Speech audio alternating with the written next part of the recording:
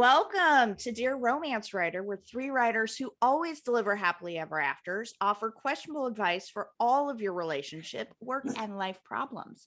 I am Avery Flynn. And I'm Roan Parrish. Zio is jaunting around Maine with her husband this week, lucky, but we have a great show for you today. Tawna Fenske is joining us. Welcome, Tawna. Hi, thank you so much for having me. Yeah, it's a pleasure to have you. Will you tell everyone a little bit about yourself, what kind of stuff you write?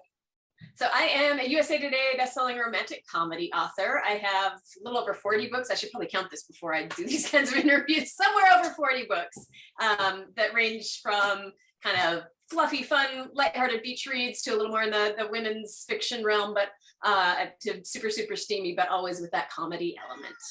They're very fun reads. Very fun reads. Highly recommend. Thumbs up. Thank you. So it has been a bit of a chaotic week here at my house. And so I wanted to take this opportunity of our chat to vent about being a homeowner and how much it sucks.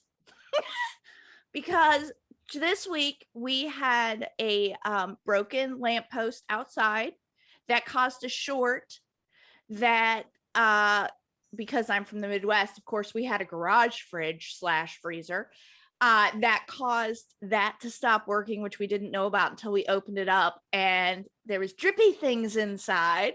So we had to have an electrician come out. And then our HVAC system is making a whistling noise, but only happens at night.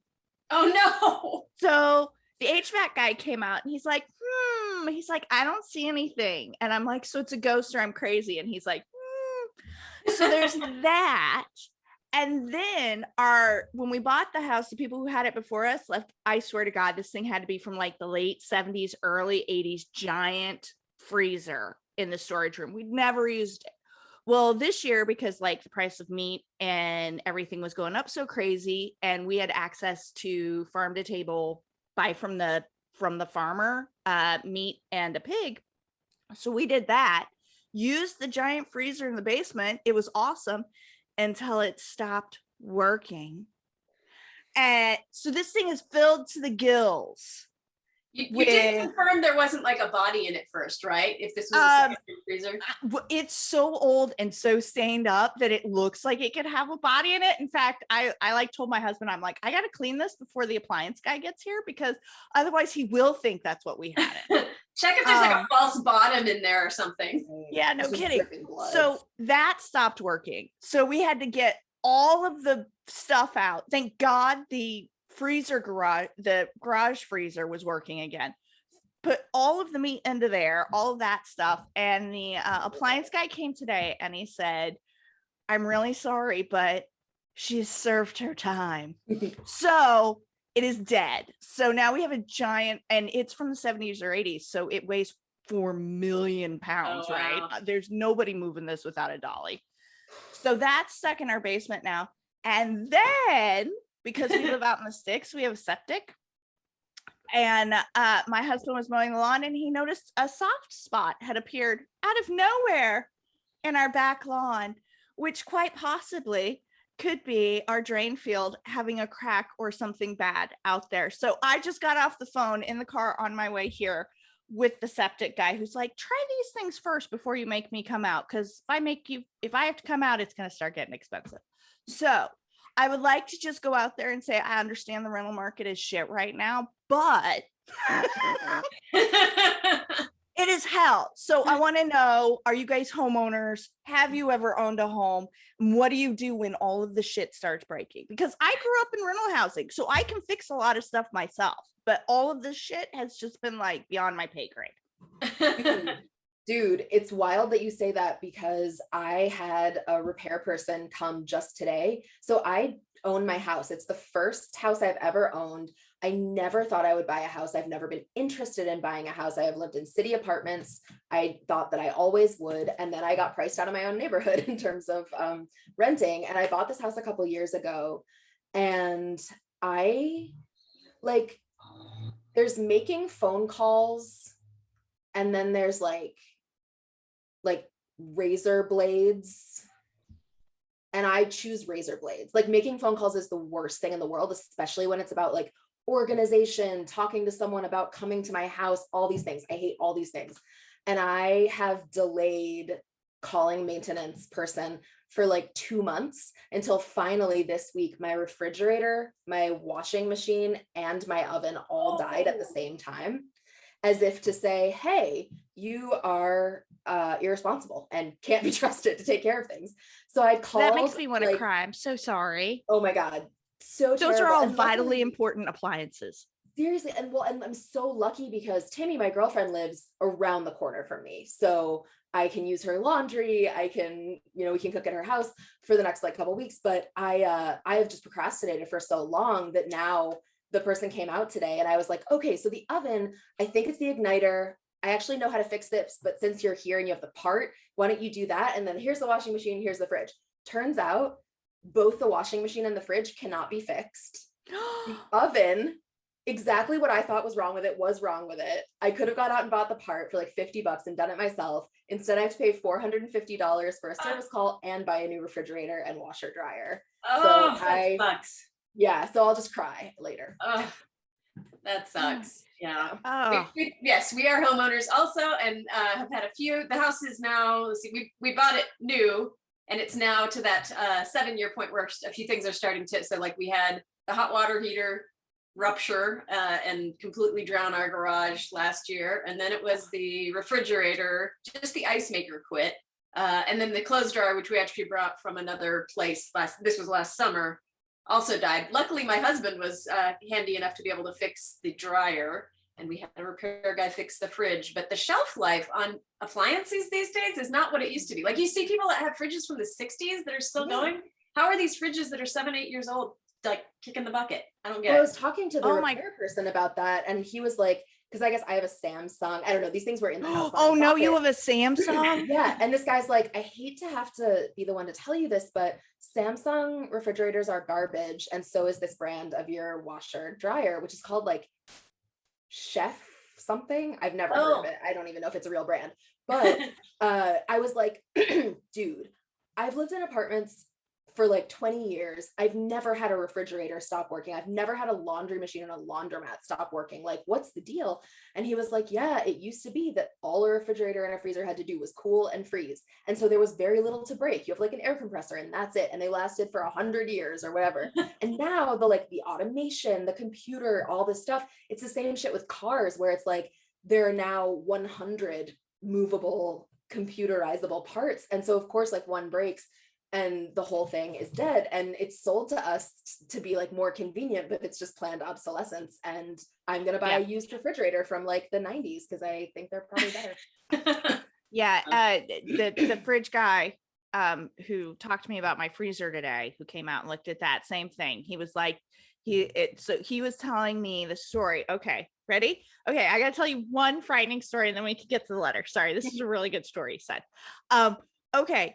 So I guess some of the fridges that are coming out now are they have butane in them, right? Butane, like a lighter. And so they're obviously flammable in your kitchen. And he was telling me this story about, he said I could look it up. I still haven't looked it up. So I don't know. My guy may have been lying to me, but even if he was, it was a really good story. So guys asleep.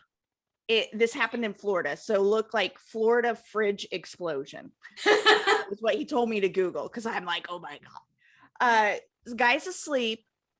There was a like his ice maker started making ice and his compressor was down just enough. Something happened where that making of the ice created a teeny tiny little spark, and it was enough. It blew up his fridge in the middle of the night. Thank God nobody was in the kitchen.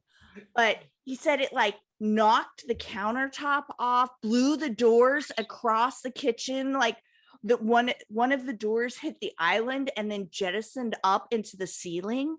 All this crazy crap. And he's like, yeah. I'm like, I would have never even thought to ask, hey, does my fridge have butane in it? Thank you for giving me one more thing to keep me up at night. Yeah, you're welcome. Seriously. I didn't think that the AI revolution was going to start with our refrigerators, but guess I was wrong. Well, that was the other thing he was telling me. He said that they are in the process, I don't know if it's on the market yet or not, where, you know, the fridges that take inventory for you, basically. Oh yeah. So I've seen those. Yeah, they'll tell you, hey, you're running out of milk. But this is like the next step in this, where you scan your food as you're putting it in. And so it marks expiration dates and things like that too, as well. And so what it will do then is it will recommend to you via like a Alexa type thing. It will recommend to you recipes and what you need to eat before it expires. Wow. And so we're laughing about how the fridge is going to be yelling at you. You've had this broccoli for 3 months.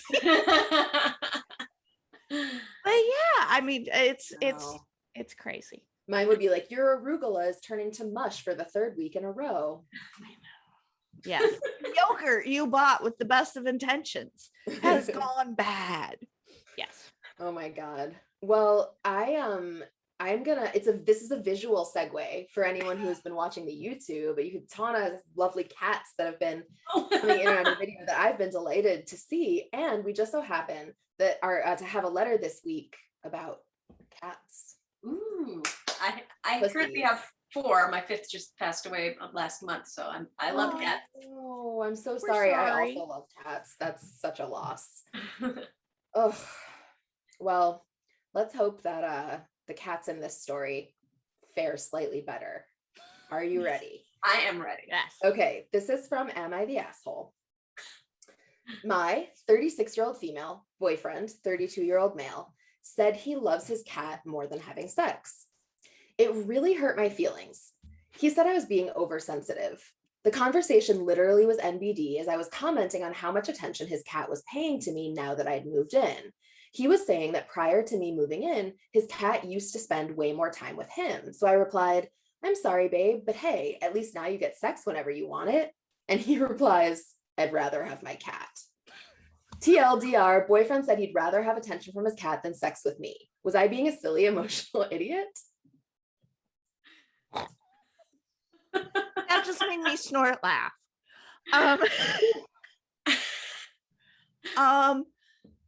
Wow. Okay. As somebody who both says the absolute worst thing at the absolute worst time and is married to somebody who says stupid crap all of the time, like that used to hurt my feelings so bad, and it really, honestly, he's just completely clueless, and he's like, oh, you know, yeah, I would want to know if the boyfriend falls into this category first. Mm-hmm. I think that is valid. And I think, honestly, there are things you can change. I don't want to say change, but there are ways that a partner can change how they communicate, right, that can effectively help even that out a little bit. But there are also, the person has to be willing to do it. Like, for instance, in ours, I will just now say something to him, or I will tell him, you're so lucky, you're cute. And then he immediately clicks in, oh, I just said something really stupid. What did I say that was offensive? Rewind. And you literally can see his head do it. And then he starts to laugh because he's embarrassed that he did something so dumb.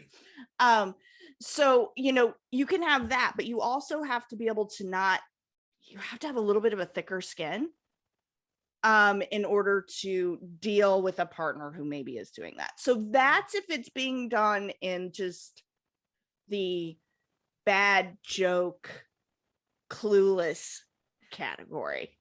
It'd be worth having a little more context here. Was it just an offhanded, goofy comment that if he could replay in his mind, he'd go, oh, that was really dumb, and now I'm never going to get that sex again. Or is there a bigger picture of either insensitive comments, or does this dude have something else going on? How's the rest of the relationship? Because if everything else is fine and this is just one silly comment made, then yeah, that's kind of totally different. Yeah, I totally agree with both of you. And it's interesting because I think I have 2 separate answers to the question, I guess. Number one, was I being a silly emotional idiot? No. If your partner said something that made you feel a feeling, there's nothing That is your stupid about feeling. your feelings. Yeah.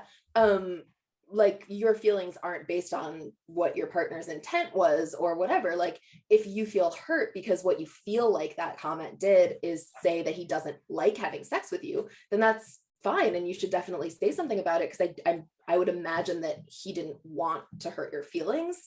But I also think in terms of the other part of the question, like the boyfriend and the cat, I will grant that it's a little clumsily said, but I actually don't think there's anything wrong with what he said. Like, he didn't say he likes his cat more than her. He didn't say he likes his cat and having sex with other people more than he likes having sex with her. He didn't say anything like that. Like, if you love I like my cat more than sex. I love my cat more than sex. 100%. If you were to say to me that, like, I had to kill my cat to have sex, or 100%. They have just gone from like 0 to cat murder. It's just got real dark. I wasn't expecting this kind of podcast. Yeah, I mean, like, I just think if you love something very much, you can say, I would rather have that than this other thing that I also love. And it's not an insult. If I say, like, I love vanilla more than I love chocolate, it doesn't mean I don't like chocolate. It just means that I like the other thing more. So I think that it's like a silly thing that the boyfriend said, but also, like, people's pets are part of their family. Would you have said, like, would you have felt the same if he said that he loved his sister more than having sex, or his dad or something? Like, I actually don't think there's anything wrong with the content of what this dude said, more the way that it was said and the fact that they don't seem to be comfortable enough with each other that she feels like she can say something about it. That's a good point too. Like, thinking about new relationships and the impact they have on your relationship with your animal. Like, when my husband and I first got together, he had 2 cats, I had 3.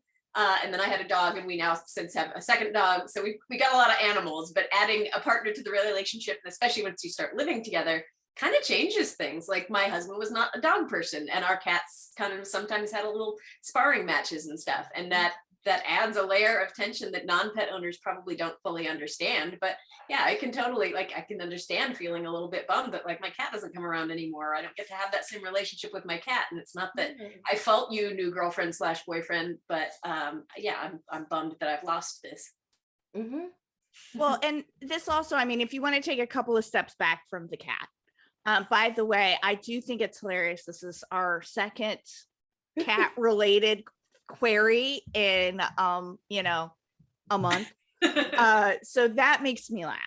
But to step back a little bit, I think it kind of looks at, the pressure or the value that we as society place on sex within a relationship, and the expectations that we put on sex as a relationship, and the fact that, he may very literally feel that he loves his cat more than he loves sex, right? This may not have been a joke, but because that becomes a value response to her. And I think this also works the other way as well. It's not just a guy girl thing or a cis hetero thing. I think this works across relationships, because we all do get socialized that sex is very important.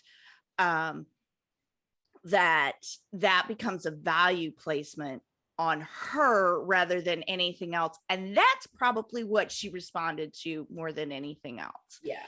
And so I think it's really interesting that, if you look at it from that perspective, and you look at it, number one, they just moved in together. So this is supposed to be their hot and heavy, lots of sex, honeymoon type period. And that may just not be who they are. People have different levels of sex drive, different levels of sex drive at different times in a relationship, all of those things. And being able to mesh all of that stuff up, talking about sex and sex frequency and sex satisfaction within a relationship is really a bit of a powder keg. So I bet she's probably internalized a lot of stuff, and therefore that's why this comment, more than just the fact that he'd rather have his cat's attention than sex with me, that's why it becomes important. Yeah, I totally agree with you. And I don't mean to be like Captain Literal here, but if we look at what he actually said, he didn't even say he loves his cat more than sex with her. She says that now she's moved in, he can get sex whenever he wants it. And he said, I'd rather have my cat than sex anytime I want it. Like he already got sex with, like they had sex when they weren't living together. So maybe all he was saying was like the number of times more that we get to have sex living together is not worth more than my cat. And I think that is a non-problem to me. And I think that's what kind of comes down to, because if you are an overthinker, which no one I know or am is, right? You've put 68 different layers already into that thing. I will give you a very simple example within that has nothing to do with sex, in case my kids who have found this podcast stop listening now are having, but it basically, my husband buys gifts at the absolute last moment, right? I am not gift heavy, so it's not, I don't really care about the thing, it's the thought, right? So to me, knowing that he was getting my gift literally the night before, like my birthday or Christmas or something like that, like the number of bath bombs that I have from CVS. Okay. And there's nothing wrong with the bath bombs from CVS, just so y'all know, they're lovely. But that becomes not about the gift. That becomes, oh, so I am the last thing that he thinks about. I am the last thing that he has time for, right? So that's what that gets translated to. Right. So I would love it if we could all be super literal, but we put our own insecurities and our own baggage and into that. So yeah. I mean, it definitely sounds like something worth a follow-up conversation, and using non-judgmental communication skills, where it's not like you made me feel like this, but it's rather when you said this, I felt this. I'm assuming you probably didn't mean it that way. Can we talk about it? Like, if there's a way to have it be a non-confrontational, non-judgmental, you did this to me kind of conversation, and more just about your feelings and reactions as people, because you probably are filtering stuff completely differently. And this is one of those kinds of conversations that you can use to get closer as a couple and kind of establish just some ground rules for communication, and where are your parameters and what's your style, and use this as an opportunity. Yeah. And learn those differences.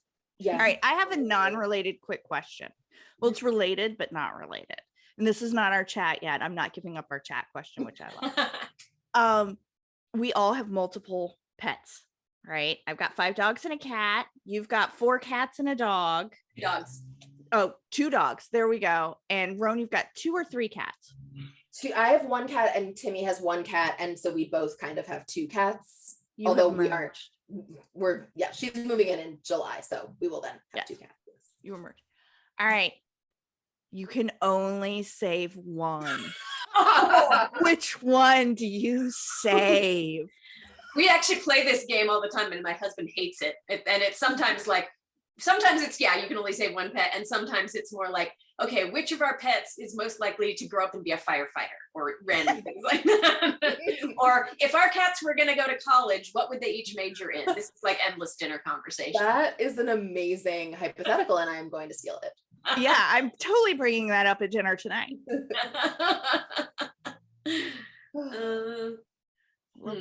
So who are you saving? See if I can turn this around to see the snoozy guy, because I can't say it out loud. That guy's sleeping on the couch there, maybe.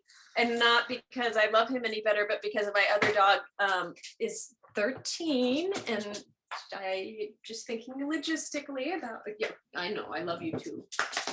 I love your process. You're like, I have gone through this and thought logically about this hypothetical. Who do I save? Look at the schmoopy.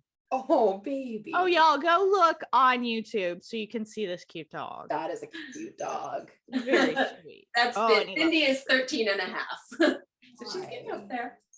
Oh, well, I have the exact same logic actually, which is that my cat Dorian Gray is like my little furry heart outside my body. I love her so much. She has been with me forever. And when she dies, I will be literally devastated.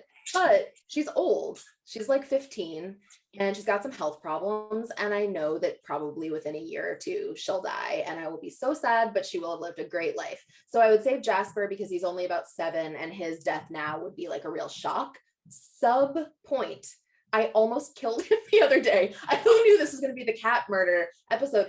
It is. So like this weekend, Timmy and I were in my girlfriend's a musician and oftentimes like she'll work on music in her studio and I'll work on my stuff. And I was just painting with oil paints. And when we went to bed, I left my painting out on the easel to dry, not thinking anything of it. The next morning I wake up and I go to look at the painting because I wanted to see the colors in the sunlight as opposed to the artificial light.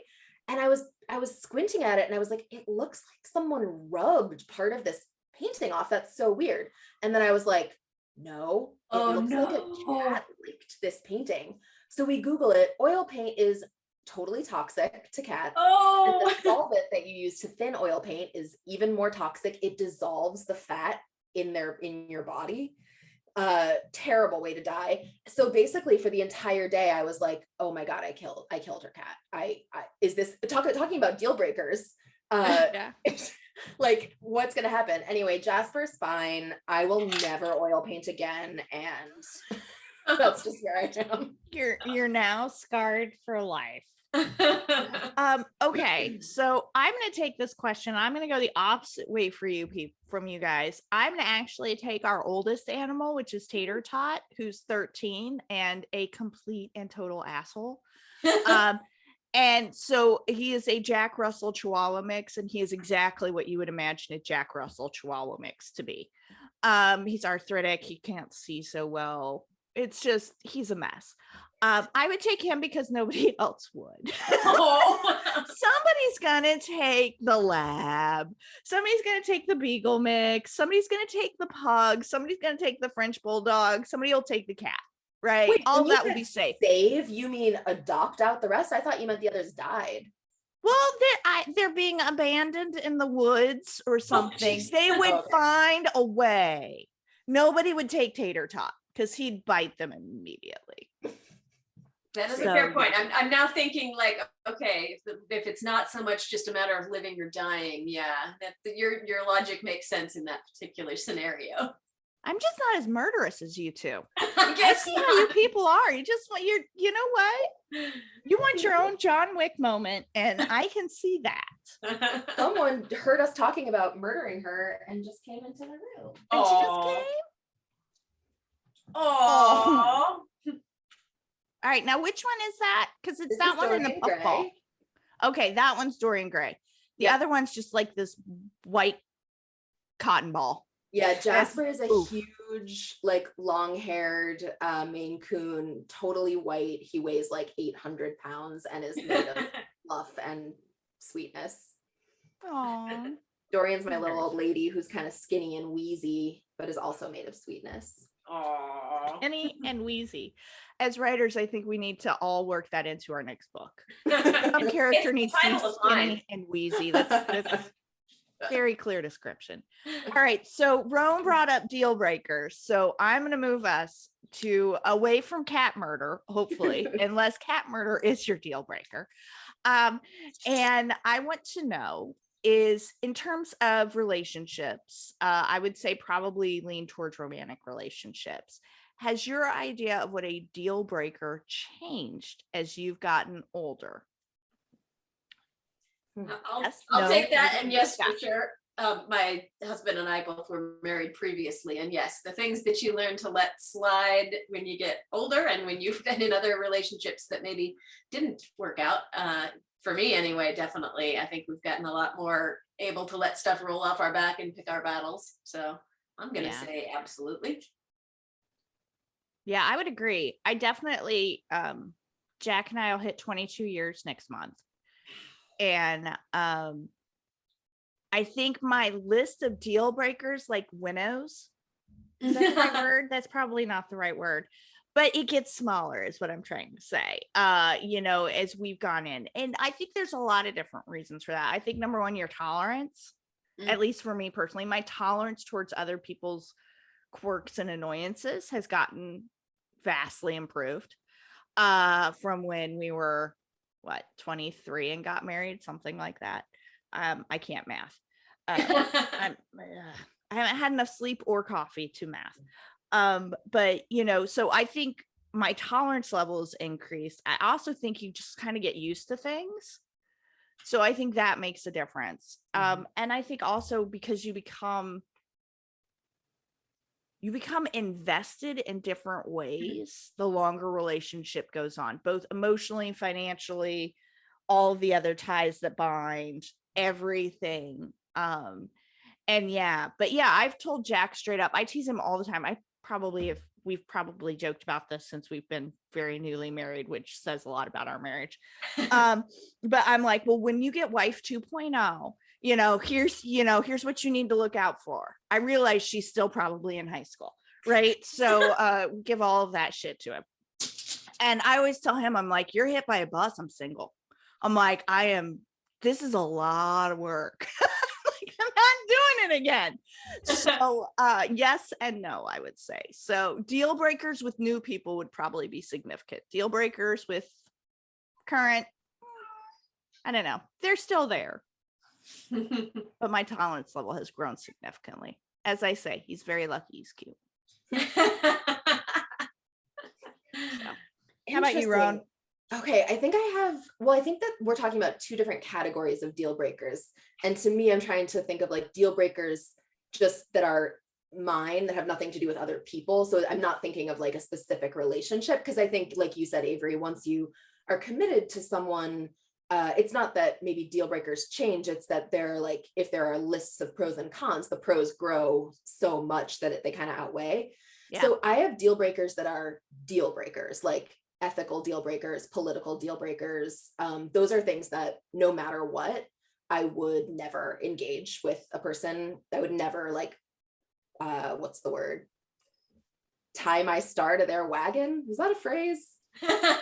Hitch my star to their wagon. It is. Yeah. Maybe. Anyway, we'll make it one. If I think that someone's ethics, morals, and politics are not like a world that I want to live in, nothing would convince me to date them. That's a hard deal breaker, no matter what. But like my deal breakers that are sort of more, I'm trying to think of like Cosmo deal breakers, like if they don't read, if they don't have this, like those are things, or even think that I didn't mean to make fun of Cosmo. More things like personality. We should all make fun of Cosmo. I'm habits, that kind of thing. I feel like it's not that my deal breakers have changed. I don't think I ever thought of them as like deal breakers so much when I was younger. It's more that if you're bad at communicating, you need a lot of deal breakers, because you need a way to categorically place people away from you without engaging with them. If you're that is a really great insight. I love that. And that makes total sense. Thanks. I'm actually, yeah, you kind of got me thinking about that definitely, when my husband and I first started dating 11 years ago. And like I said, we were both married previously. And it was the first time he'd ever been to my house. So we were very, very newly dating, and I'm making dinner and he's like, so tell me about your politics and how you voted in the last election. And it was just from out of nowhere. And we joke about it now, but it's like, it was such an important, vital thing to him and to me as well. And I'm like, I appreciate that you got that out of the way early. And then it was like maybe a week later, he said, we were in the car having a conversation, and he proceeded to outline all of his most grievous faults for me and areas that he thought could be potential landmines in our relationship. And it's like, we're barely dating. We've definitely never even dropped the L-bomb, but it was just like, you know what? We've both been through divorces before that were really ugly, and like couples communication that was way too late. And so he was not wasting any time. And this was actually the moment he had that conversation, I awkwardly blurted, and keep in mind, we've been dating, I think, a week and a half at this point. I'm like, oh my God, I love you.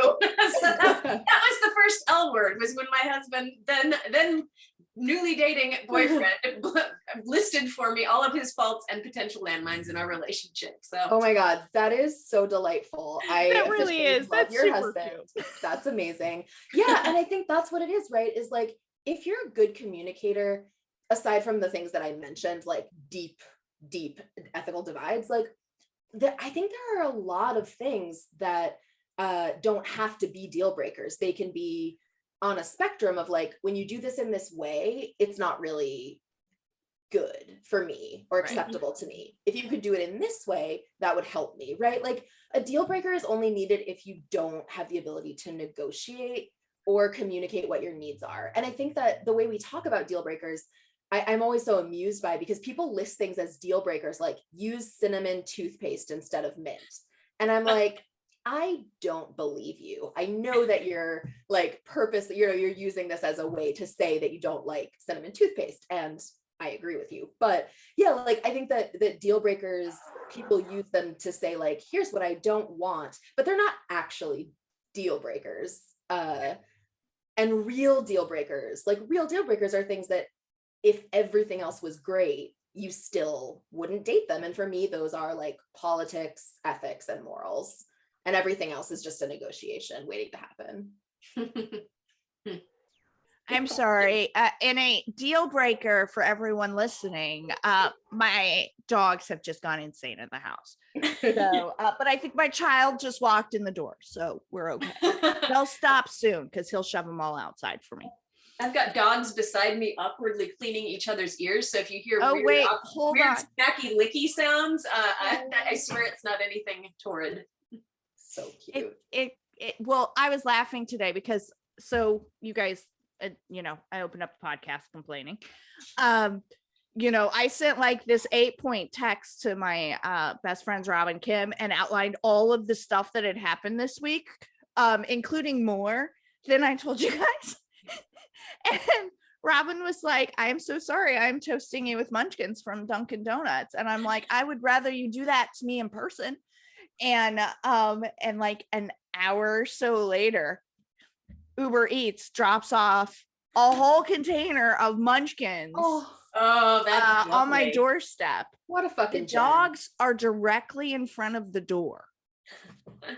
We have a big window in our door. They're completely clueless until the delivery person rings the doorbell, and then they go insane. But otherwise, they were literally feet away from him.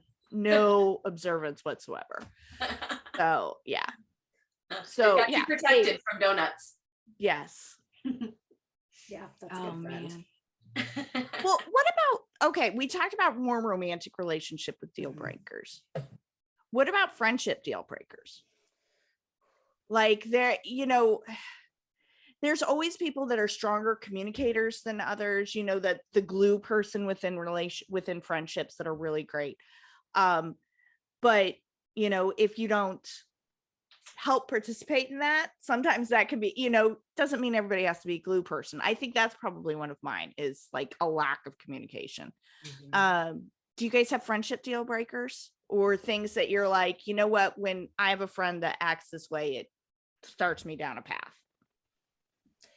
I definitely have always been someone who I like having a smaller group of very intimate friends rather than a large group of sort of more like friendly friends. So in terms of friendly friends, communication is not a huge problem for me, because I'm bad at it. Like I mean, forgive me for going down this whole, like, we talked about this on a previous episode, TikTok diagnoses, but I like legitimately have ADHD and autism, I have learned. And I forget that people exist, not in my heart, but in my brain and in my fingers that type texts. I like can go a month without seeing someone and see them and be like, oh, hey, the other day when we were talking about blah, blah, blah. And they're like, that was not the other day. That was literal months ago. So with sort of casual acquaintances, I'm pretty chill because I'm the communication breakdown. And with close friends, like a thing that I need is friends who we can fall out of touch and back into touch easily. So like, how there are some friends that if you see them every day, it's great, but the second you go a while without it, you're kind of like, oh God, we have to like catch up, and it's awkward and it's weird. I can't deal with those kind of friends, not because there's anything wrong with that quality, but because it's just not my style. And it wasn't until the pandemic, I don't think, that I realized that like, I just don't have that capacity for meta communication with a ton of people all the time forever.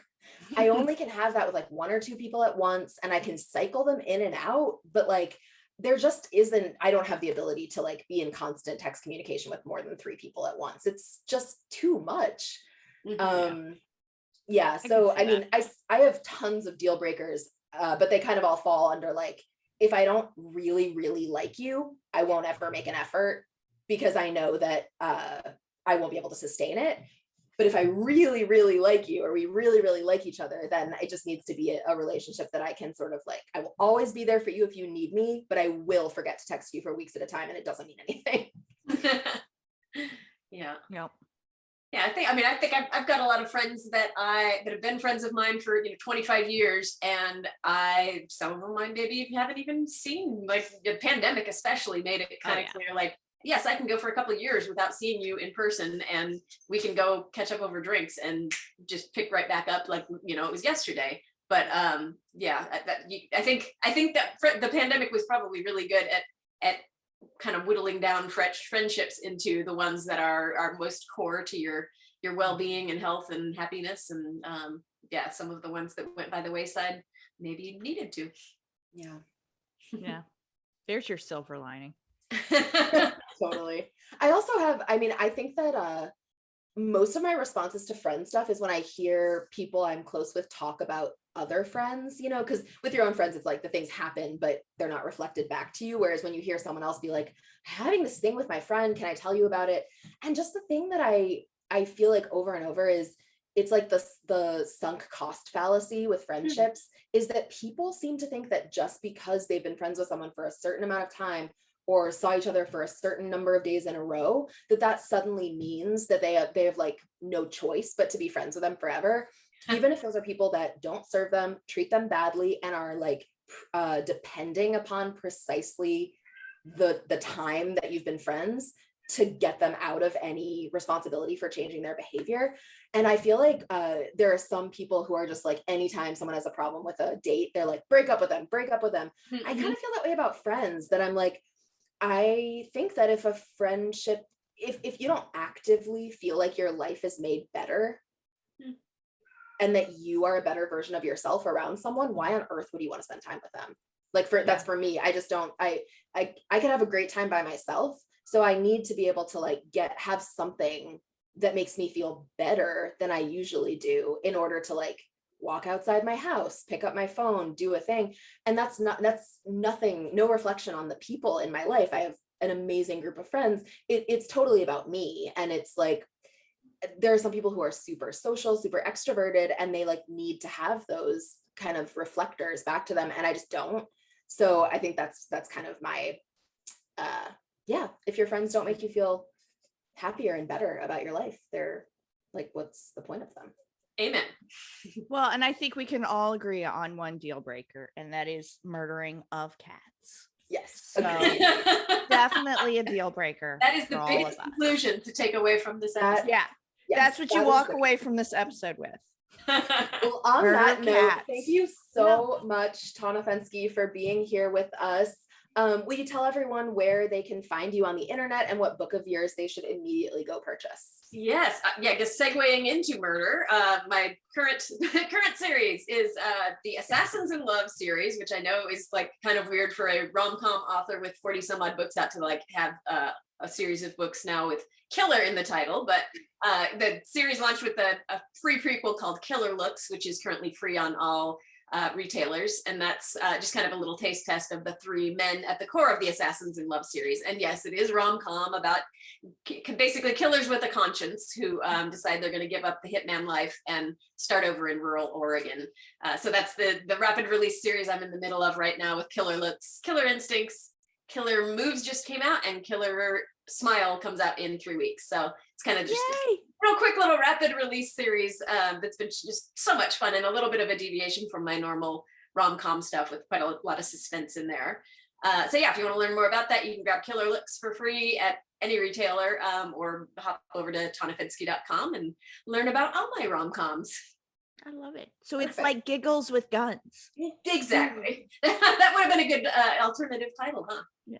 Giggles with Guns. I love it. Thank you so much. Love thank you so much for having me. It was really fun hanging out with you, and I'm really envying your offices are both super awesome. Oh, thank you. Well, we loved having you, and thank you to all of you listening out there. We love you too. Thanks for hanging out with us for another episode of Dear Romance Writer. Remember, please send us your questions. You can use our anonymous form on dearromancewriter.com. You can hit us up on any of the social medias, blah, blah, blah. Please tell us about all your problems. We know you are simply swimming in them because the world is on fire.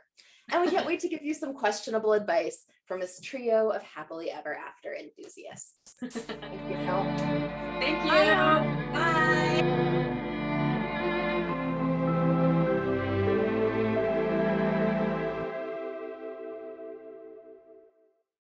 Thank you so much for subscribing to Dear Romance Writer.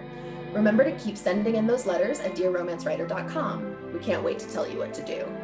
Dear Romance Writer is part of the Frolic Podcast Network. Find more podcasts you'll love, frolic.media/podcast.